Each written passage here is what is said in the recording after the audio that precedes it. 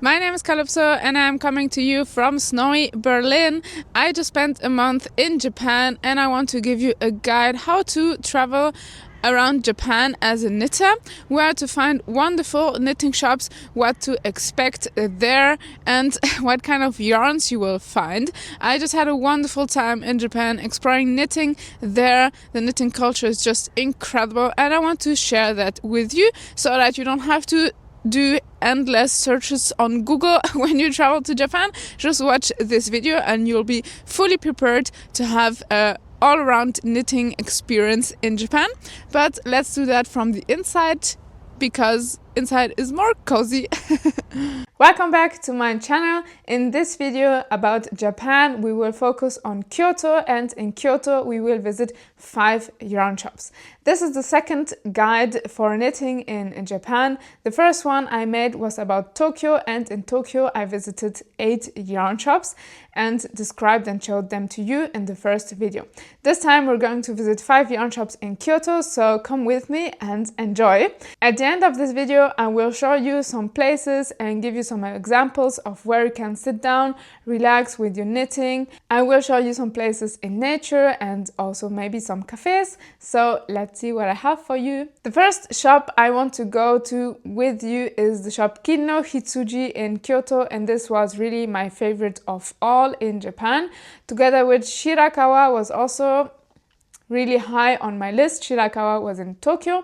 Now we're in Kyoto at Kinno Hitsuji, and this is really paradise for knitters as well as spinners, because in their window front they have a spinning wheel as well as inside their knitting shop. At Kinno Hitsuji you will find all types of different fibers.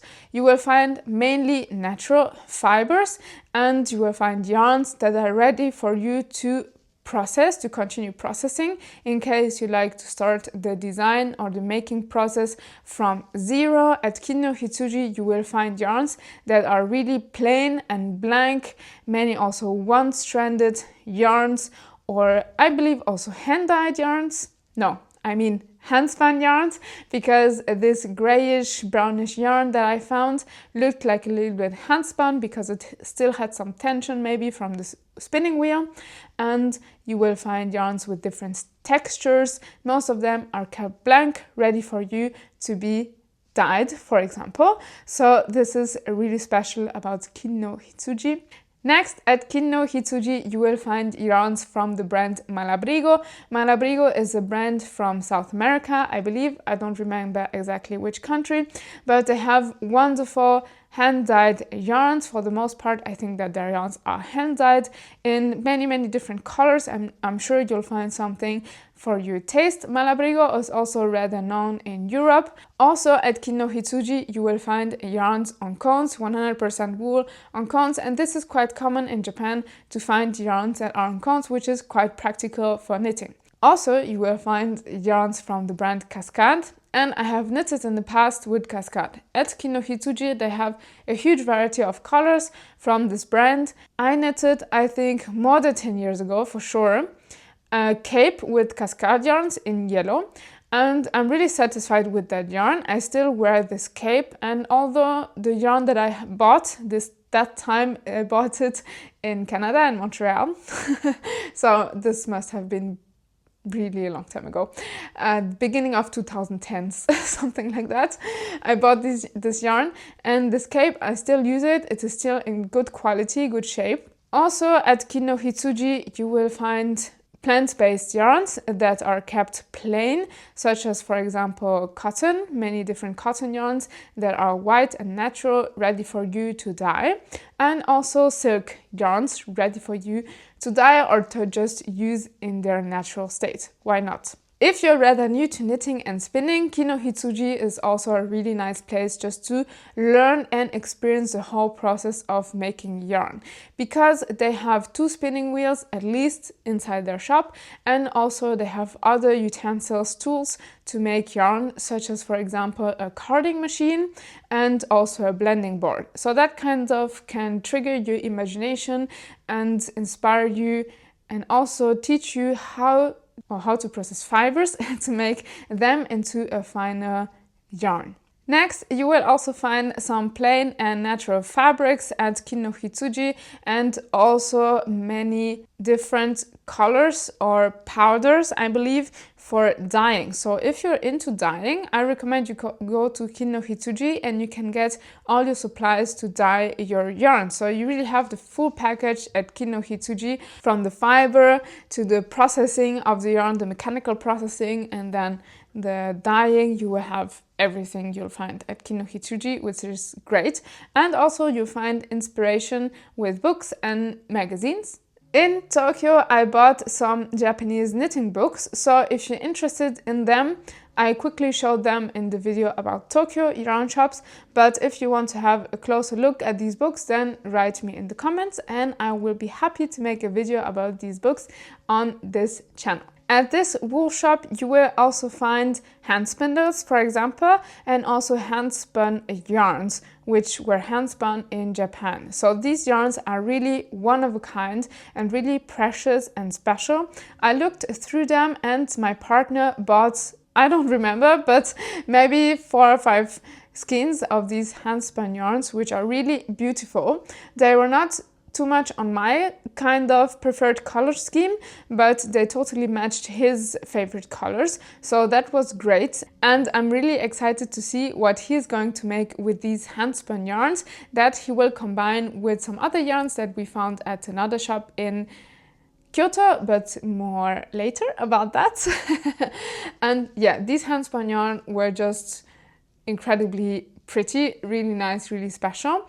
This is a round view of Kin no Hitsuji yarn fiber paradise, starting with the tools such as hand spindles in the window and the books, and then have a look around this beautiful yarn store. I was just so amazed. Here you can see the carding machine as well as the blending board, and next you will have the hand spun yarns in Japan and also the Ashford dyes. So you really get everything you need for crafting here. And later I will also speak about these mysterious paper bags here on the floor and have a look at this beautiful Ashford spinning wheel. In most Japanese yarn stores, you will also find information about events all around knitting and yarn. For example, here at Kin no Hitsuji, but also at Okadaya, I saw advertisements for yarn crawls, for example, or other kinds of get-togethers and exhibitions about yarns. Here you can see the yarns on cones and also the yarns from the brand Malabrigo. And also I found locks, like in different colors, locks from the sheep directly, which I think is a really nice idea to kind of spice up your handspun yarn. You can just spin some individual locks into the yarn.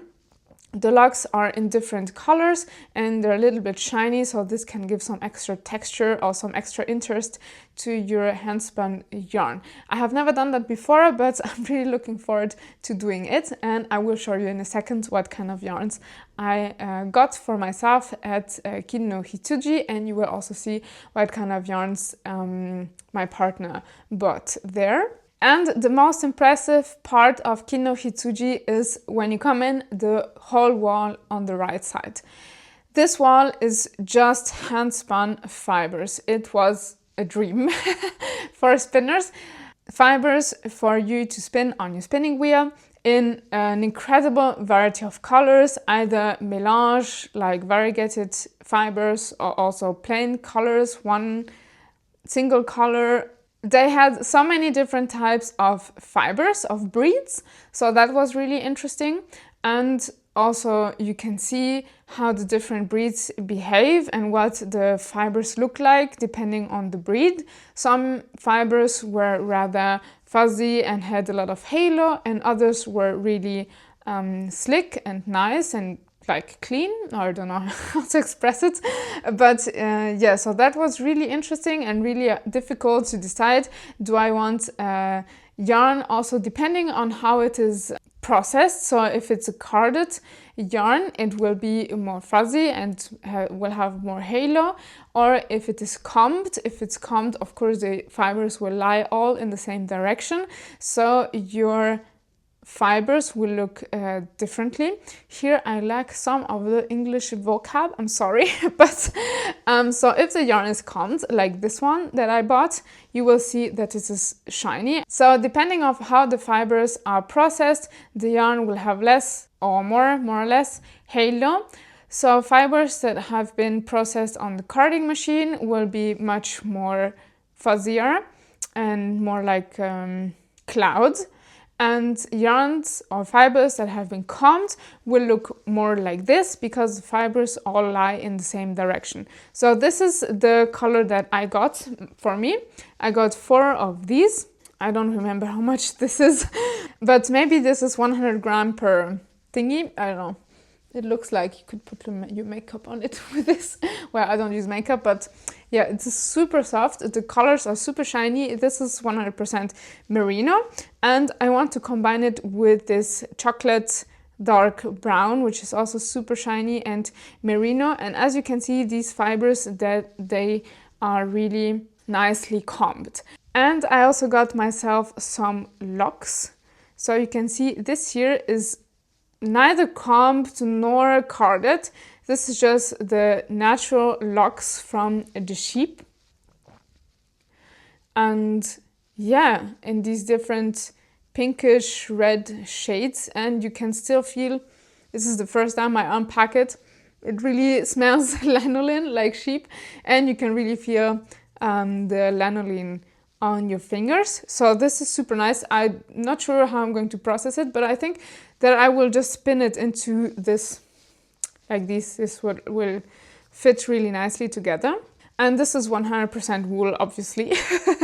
And I bought 2 of these little bags of this wool. 2 more things I want to share with you. You will find big paper bags of unprocessed fiber.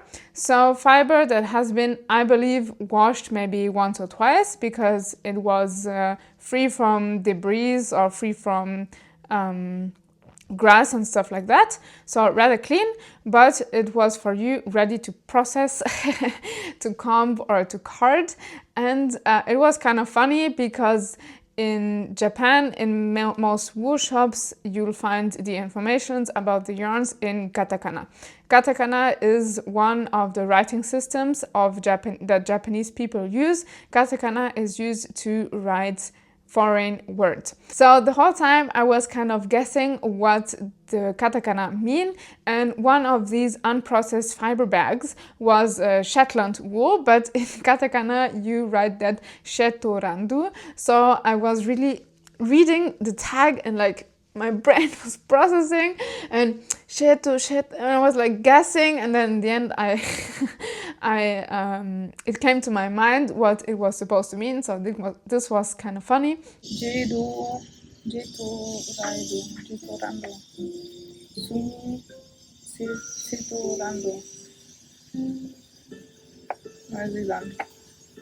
Shetland problem. Shetland.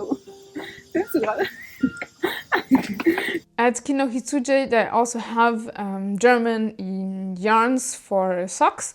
So during this trip, we were knitting socks with Schoppel Zababal. And obviously, Japanese people are quite fond of German sock yarn because they had many different colors of the German Zababal yarn, which is yarn optimal for perfect for socks. This is the yarn that I was using. I bought this in Germany before the trip, and this is the pair of socks that I was knitting during the trip, so they are already finished. Really cute socks, and you might see me knitting them during this video. So this was my travel project. Socks are the best project for traveling because they're small and an easy knit. This is just the socks that I know how to knit by heart, and with this nice color grading, this variegated yarn, you get just incredibly pretty socks with low effort. Finally, At this yarn shop, you will find a workshop space in the back. I didn't film that because there was a workshop going on or a class going on. So if you are maybe traveling or staying longer in Japan and want to practice your Japanese or meet some locals, I am sure that Kin no Hitsuji is a great address for you to participate in a workshop or in a class and enhance your knitting or fiber art skills, as well as practice your Japanese and maybe meet new local friends. Let me take you on a tour of the other side of Kin no Hitsuji. Have a look at this beautiful wall of fibers for hand spinning. This is just amazing and I was totally blown away. I could have spent a whole day inside this yarn store and touching everything, having a look at all the different types of breeds and the million colors. I mean, you will find for sure something for your taste, from more pale colors to really bold colors, and in the end I chose this strong red. As you can imagine, red is absolutely my favorite color, and I have never bought yarn in brown, but this time I fell for brown fibers, and it is the second time that I buy spinning fibers in brown, which is kind of weird because I never knit with brown yarn, and I kind of regret a little bit that I didn't buy variegated fibers for spinning, but maybe next time. And you can also find really interesting types of breeds and natural yarn in their natural color, and I'm sure this will make a totally unique project. Let me know in the comments if you do have such a yarn store with such a great variety of yarns and fibers for spinning in your country, in your city, or next to your place. That would be interesting to visit. You can clearly see how amazed and how enthusiastic I am about Kin no Hitsuji. I couldn't hide my joy. The next place we went to is in the same street at Kin no Hitsuji, so you cannot miss it. It is just on the other side of the street and a few steps away.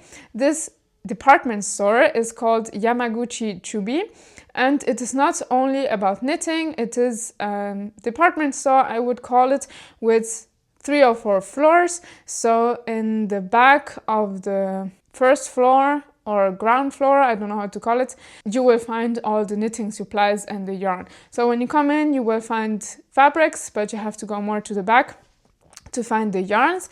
And what is special about this department store or crafts store is that they have a huge variety of needles. So they have a big wall full of needles, and most of them were bamboo. I don't remember the brand, but if you're missing needles, or maybe you broke your needle, or you're starting a new project and need the suited pair of knitting needles, then you will find the knitting needles you need there.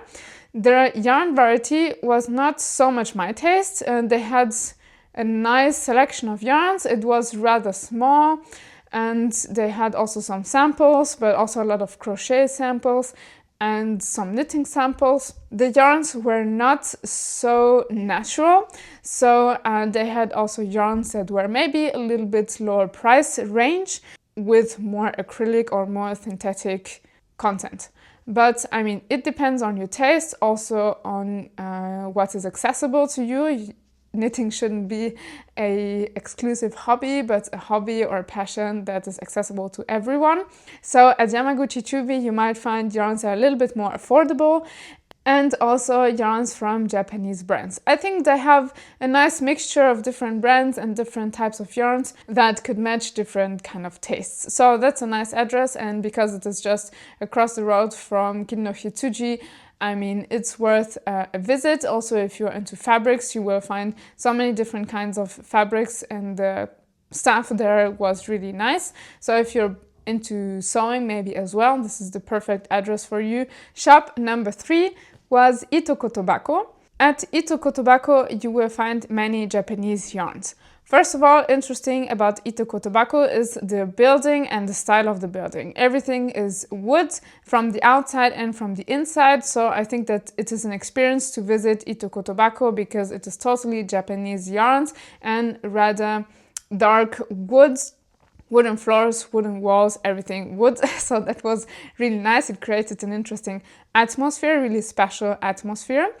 And they had many Japanese brands, such as, for example, Sono Momo, the yarns that I bought at Okadaya, which is this one. So they had this brand, for example, and they had many unique yarns that I hadn't seen somewhere else and were Japanese. So if you're into more niche yarns, maybe Itokotobako is the place for you to go. They also had many different samples, crocheted as well as knitted samples, really pretty inspiration for you to knit. And also they had a full wall of the brand Amory, which is a Japanese yarn, and the wall has all the colors and also different thicknesses of the same type of yarn. And as far as I remember, it is 100% wool, or maybe a combination of wool with synthetic. And in the same wall, they also had a whole variety of yarns that were 100% acrylic and many different colors. So depending on the project you're going to make, maybe acrylic yarn is suited for you. Also, they had a table in the center and some women were crafting there, so this is nice. It also creates a nice atmosphere at the shop. Further, they had kits for you to buy, ready kits with the pattern, with the yarn in different color combinations, so that's cool. If you want to take a fully Japanese design home with you, then a kit, I think, is a really practical and viable option. And finally, they had also their own house brand, their own Itokotobako brand. I was kind of surprised that their brand was really hidden on the bottom of a shelf and in a corner. Maybe they don't have, or they didn't have at that moment, such big quantities, so that they weren't presenting it or emphasizing it so much. But I found it in a small basket in the bottom, and they had really nice colors, and their home yarn, their home brand was or is 100% wool. So yeah, if you want original Itokotobako yarn, you can find it at their shop. Shop number 4 was only 5 minutes walk away from Itokotobako, and it is called Art Fibre Endo. This seems to be a family business, and we encountered an elderly lady at the shop, and she was super nice and really happy to have us. So that was kind of funny and also a cute moment with this lady. And later her son also came into the shop and helped us with paying, because the paying machine wasn't working, or the lady was a little bit confused. And so that was a cute moment, and she was really enthusiastic with us as customers. Yeah, she tried also to speak a couple of words in English, and so we did some Japanese and English mix there, so that was funny. This shop doesn't have so many yarns. It has in the shelf, like, you will find some yarns, but it is mainly for embroidery. So you will find so many different embroidery thread, and I have never been to a shop where they had such a huge selection of embroidery and also some more creative and fantasy embroidery fibers or thread that you can use. So you can make more artistical or maybe a little bit more original pieces of art, or also you can embroider on your knitting and create maybe a little bit more artsy or eye-catcher effect. So I thought that at her shop you can really spend a while and let your imagination do the work and maybe also just buy according to your feeling and use it later when you make your yarns or your garments at home. Just incorporate it spontaneously. I think that's maybe a cool approach for the fibers and the embroidery thread that she was selling. My partner found a yarn that matched perfectly his handspun yarn that he had found previously at Kin no Hitsuji, so that was cool. He matched really nice colors, and the yarns that he bought at Art Fibre Endo were really cheap, and it was, I think, 50% wool and 50% silk. and also produced in Japan, but I'm not 100% sure.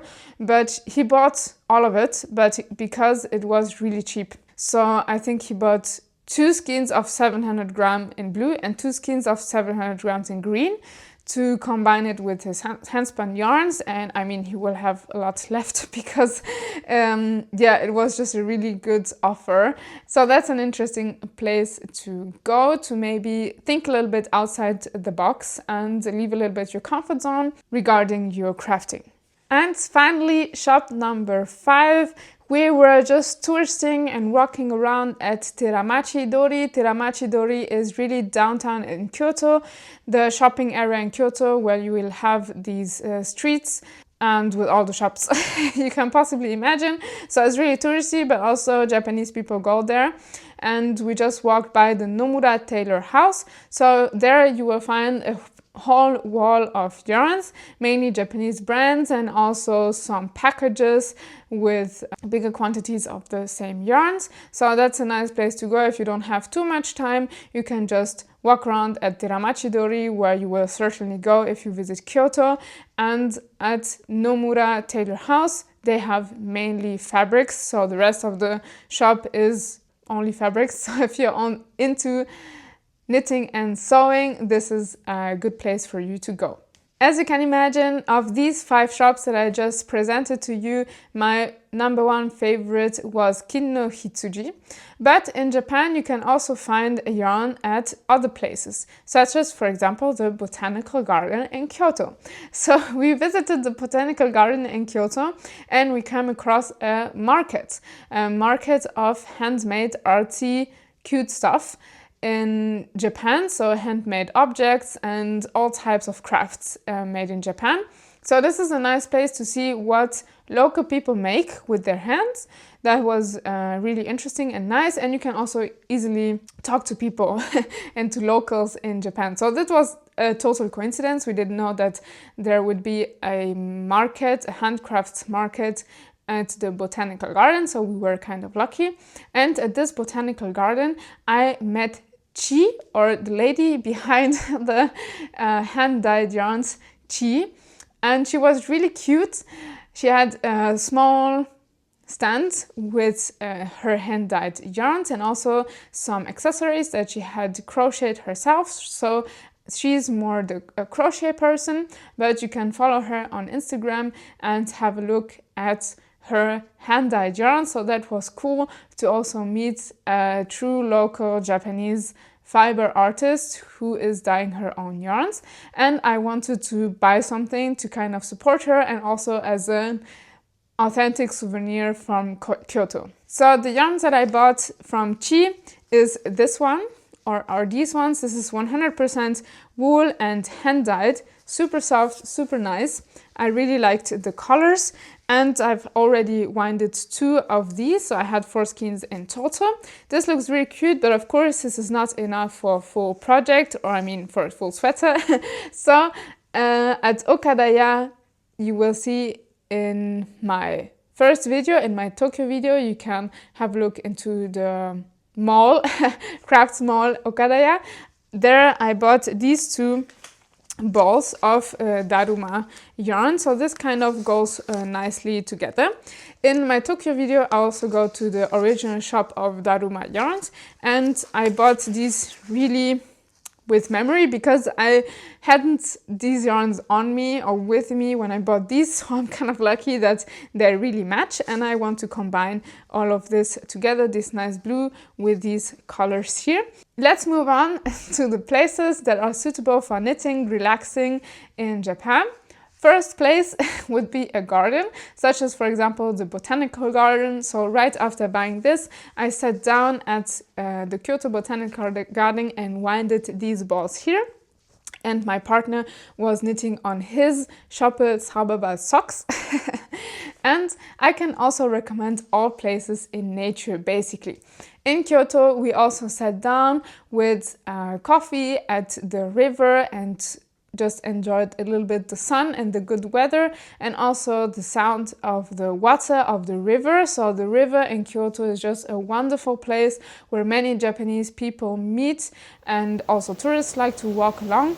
And yes, this is just a wonderful place. The river in Kyoto, you feel in nature, although you have a vibrant city all around, and you will see many fishes and also some tortoise.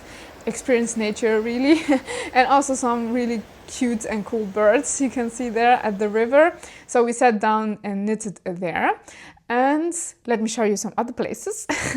Kyoto is a city full of temples, and all temples have their own garden. Most of them, at least I believe. So temples and their gardens are just a perfect place to sit down and unpack your knitting, sit there for a while and just enjoy the beautiful view of the perfectly made Japanese gardens and enjoy your knitting. So I really recommend you knit in Japanese gardens. We sat down at the Heian Jingu garden. Heian Jingu is a huge temple area, and they have beautiful gardens, so we sat there and knitted on the bridge that goes across the pond, so that was a really nice experience. Apart from the wonderful gardens and also the nature spots in Japanese cities, you can also knit in public libraries, for example. We were in the Nagano mountains, which are kind of the Japanese Alps.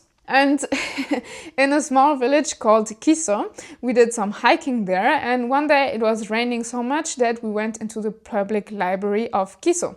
And this public library was just wonderful, a wonderful community place with a cafe and many books. And they also had a lot of books for crafts. So that was really cool to go through their public books. And really, if you're a Japanese person, living in Kiso, or if you're staying in Kiso for a longer period of time, you can just work through all their books at their library and basically learn how to knit at the library by yourself. So we sat down there and knitted. That was a really relaxing and nice experience to be among Japanese people, and there were also some tourists, but Kiso is really a small village. And next, also in Kiso, but you will also find that in other Japanese villages or places, we took a bath for our feet. So in some places you will find a public bath for your feet or legs with warm water. So you just open the wooden lid and you can just move your pants up to your knee, sit down and put your legs into the warm water, relax. And this is rather special, I think, in comparison to other countries, because in Kiso we went for hikes, and at the end of the hike, or just during the day if you want to relax or if you're having a break, you can just hang your legs into the warm water and sit there with other hikers or Japanese people, and we could look at the river that was just in front of us. So that was a beautiful view of this beautiful river and forest, and we were sitting there with our warm legs in the warm water and knitting. That was a wonderful experience. You can find that in many places in Japan. We also found that at Kinosaki Onsen. Kinosaki Onsen is a village where there are only onsens, so public bath. You could also put your legs into warm water, basically on the pedestrian, like next to the street. You could find feet bath, warm water feet bath. So that's really nice about Japan. And finally, you can of course sit in a cafe and just relax in a cafe and knit there. I can recommend, for example, the cafe Happy Cafe in Shimokitazawa.